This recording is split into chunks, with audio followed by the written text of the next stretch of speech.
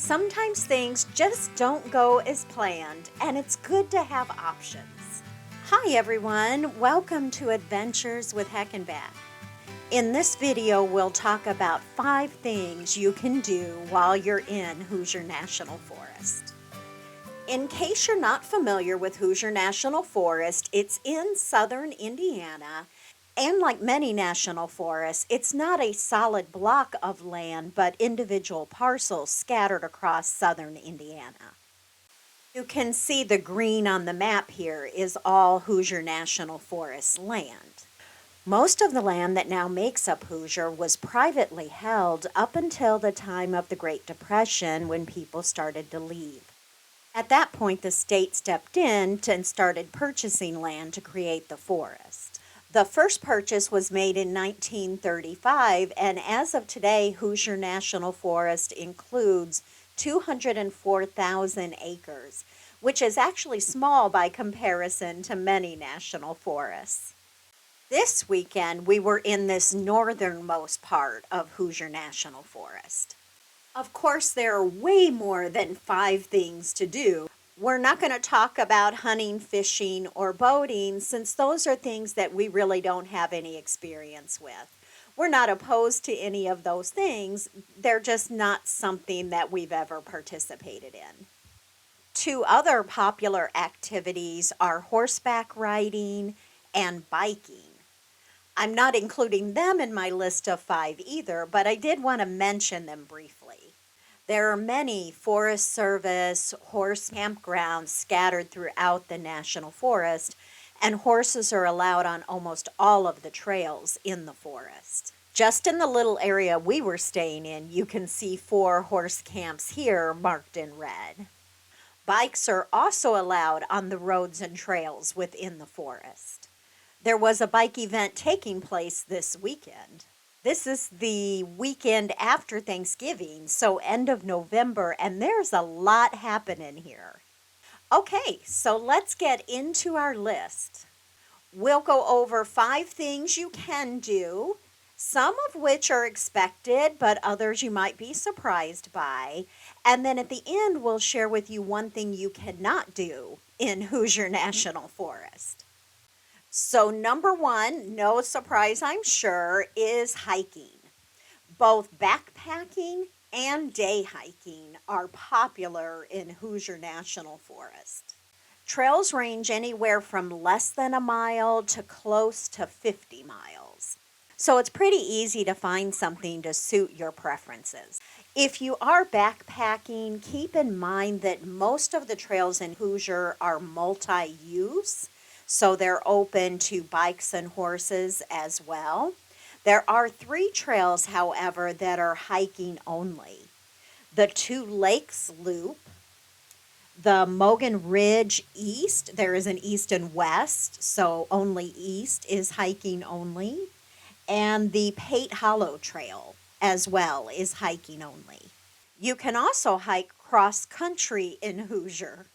You just have to be careful not to cross onto private property, and since hunting is allowed, be aware of hunting seasons and dress appropriately. When we woke up this morning, our plan was to do some day hiking this weekend. But if you watched the previous video, you know we had an unexpected accident in camp, and so our plans changed, and we had to find some other things to do. Number 2 on our list is visit historic cemeteries.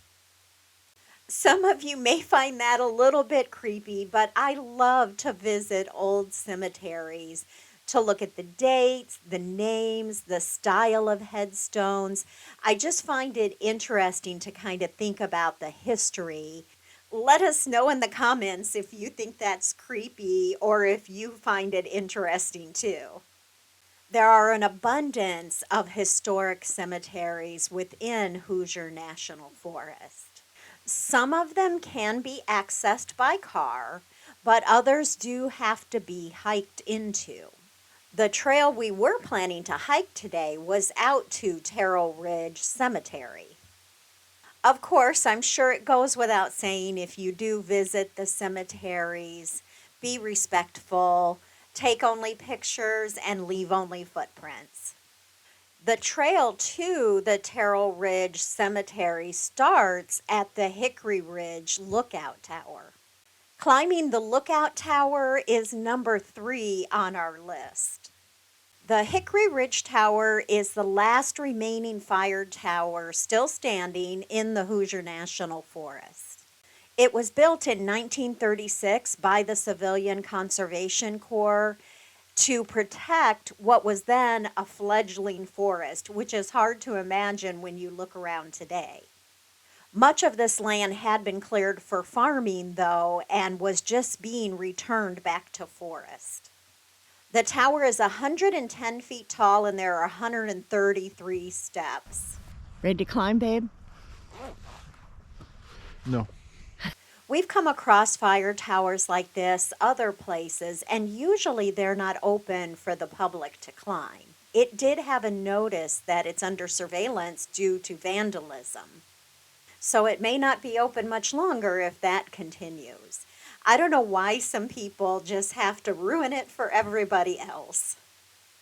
We did not climb it because Tim had injured his leg and wasn't really up for climbing 133 steps. And I'm actually afraid of heights.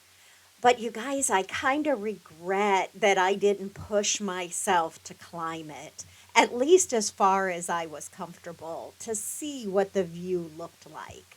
I would be terrified. Like, I think I would get up there I would like to. maybe 2 or 3 flights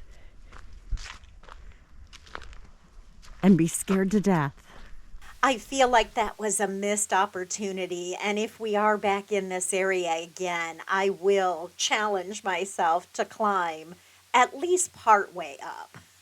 Number 4 on our list is to visit the various interpretive sites that are scattered around the forest. There are a couple historic houses that are preserved within the Hoosier National Forest. Up in the Dean Wilderness area where we were this weekend is the Brooks Cabin, which is a historic log cabin. And then in the southern part of the state is the Rickenbaugh House. Both of these houses are only open seasonally and when they are staffed. But down at the Rickenbaugh House, there is also an easy 30-minute interpretive trail that explains some of the history of the area and the family. The Hoosier National Forest also has an underground railroad interpretive trail. I wasn't aware of this until I started doing a little bit of research for this video and discovered it. I'll put a link to a map where you can see the various sites in the description below. It sounds like most of them are what they consider virtual, meaning there isn't anything remaining physically at the location. But if you are interested in the history of the Underground Railroad, you may want to check them out. There are many other interpretive sites as well, some related to natural features, others about Native American history, and one about the initial point in Indiana, which is a survey marker that almost all real estate descriptions in Indiana are based off of. So I thought that was kind of interesting as well. Okay, so number 5 is maybe cheating just a little bit. There are lots of small communities and small businesses scattered throughout Hoosier National Forest, and we encourage you to support those businesses. One of our favorite ways to do that is by visiting local breweries, wineries, and distilleries. This northern part of Hoosier National Forest is up near Brown County and Nashville, Indiana, which are really popular destinations, especially in the fall. So there is an abundance of these types of places to visit. 2 distilleries that we really like are Hard Truth in Nashville. This one has a tasting room, a big restaurant, store, beautiful grounds, and because it's right there in Nashville, it's often really busy. Another one, though, that we really enjoy that's not usually as busy is Bear Wallow in the town of Gnawbone Yep, Gnawbone is the actual name of a town in Indiana. Always drink responsibly, of course, and if that's not your thing, there are lots of wonderful restaurants, interesting shops, and little towns to visit. Nashville has a ton of shops and restaurants to check out, and the little town of Story is interesting to visit as well if you're up here in the northern part of Hoosier. That is our 5 things to do in Hoosier National Forest. And at the beginning, I also said I would share one thing that you cannot do. And maybe you have figured that out already. One of the things that you are not allowed to do in Hoosier National Forest is ride ATVs or UTVs. You cannot ride them on any of the trails in Hoosier. And keep in mind that we are much smaller than many other national forests, so you may be more likely to see a patrol. We hope you enjoyed this video and that you found something useful here. If you have questions about anything in the video, please leave a comment below. As always, thank you so much for watching, and we'll see you in the next video.